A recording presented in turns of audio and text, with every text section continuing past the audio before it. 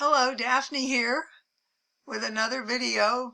This one is a trip back in time for me. My parents were interned in a Japanese concentration camp, and when they were on exchange of Japanese prisoners for American prisoners, they landed back in New York and got on a train for California, which was the home state of my dearly beloved father.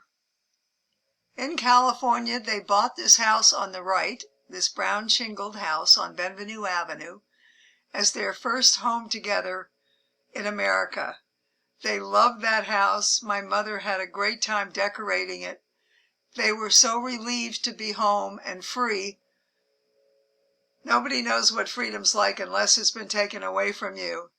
So they thoroughly enjoyed life in America again. So many years later, they decided they wanted a bigger house, and they moved to this house on the left here on Thousand Oaks Avenue. There my sister and I are pictured in the top there in front of that house, and below I am standing by the steps of that same house several years ago. So glad to see that both houses are still standing. The first house has been turned into a duplex, but the second house is just as it remained way back then.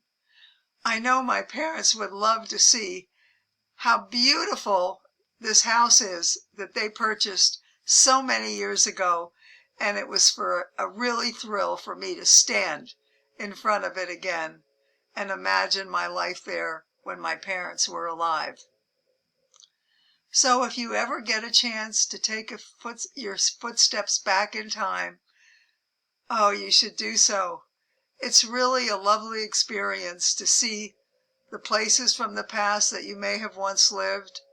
I personally loved this trip, and I felt the spirit of my parents, and all in all, it was so special and meaningful.